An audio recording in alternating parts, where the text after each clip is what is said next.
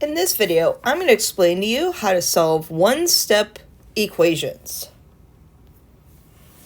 Okay, so solving equations. An equation has to stay equal. It has to stay balanced. So what I do to one side, I have to do to the other. And what we need to do is we need to try and get the variable by itself. So this h, we have to get by itself. So h minus 12. What's the opposite operation of minus? We add 12 to both sides. So then that cancels out the 12. What I have left over is h, and then we have that equal to negative 15.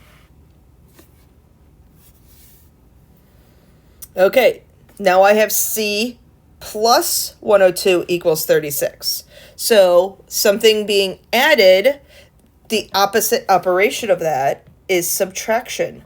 And I make sure I do the same thing to both sides. So 36 minus 102, I did that in my calculator, 66.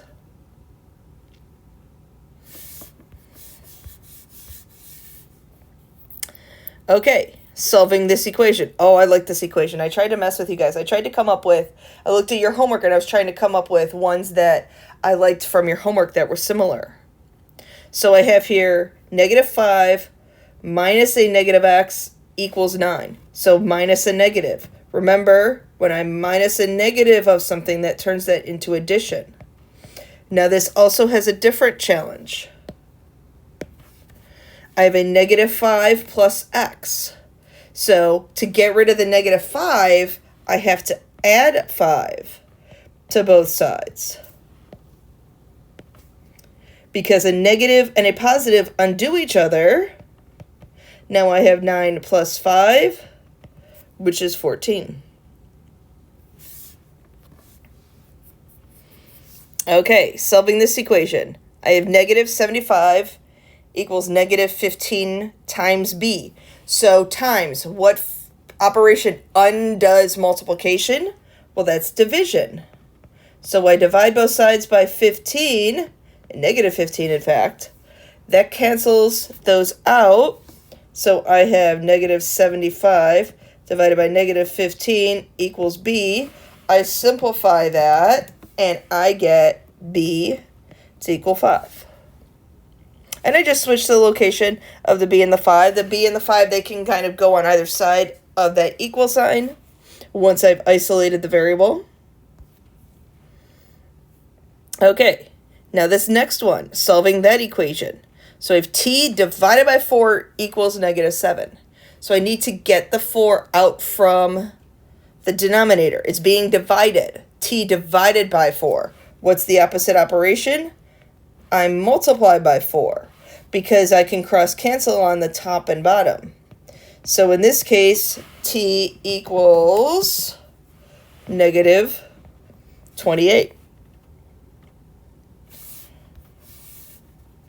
Okay, I'm going to rewrite this kind of in the middle.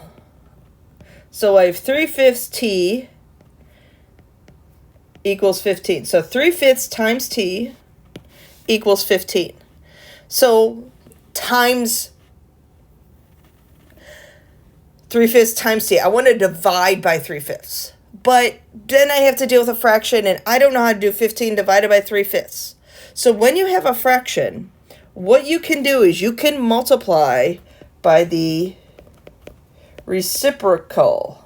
Oh my gosh, I'm really spelling that wrong. Let's see if I can get this correct. Reciprocal. I feel like there's an O in there. So if I multiply by 5 over 3 on both sides, I'll worry about the right side in a minute. Notice what happens. The 5 on the top and bottom cancel. 5 on the top, 3 on the top and bottom cancel. So I'm left with t equals. Now, again, remember that 15 is really like over 1. So I can cross cancel along diagonals. I can cross cancel along diagonals. So does 3 go into 15? Sure it does. 3 times. So now I just multiply across 3 times 15. I'm sorry, 3 times 5 is 15. Reciprocal. No, that's not right. I'm going with that's how you spell reciprocal. I apologize. I was never very good at spelling. Okay, now I have this one. So, again, I'm going to rewrite this. I'm going to rewrite this as 16 equals 12 over 5k.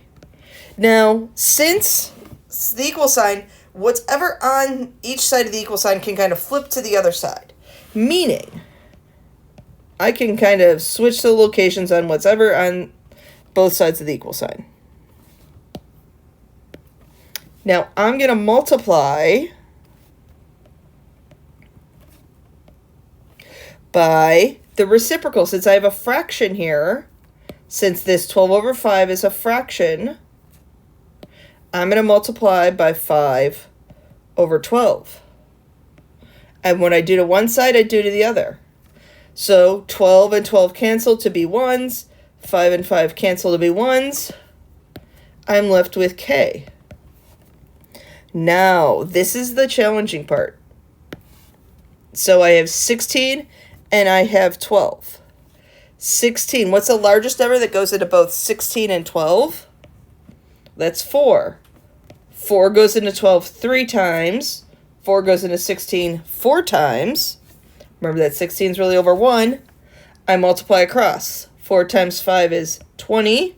1 times 3 is 3. Okay, so that's my video on solving one-step equations.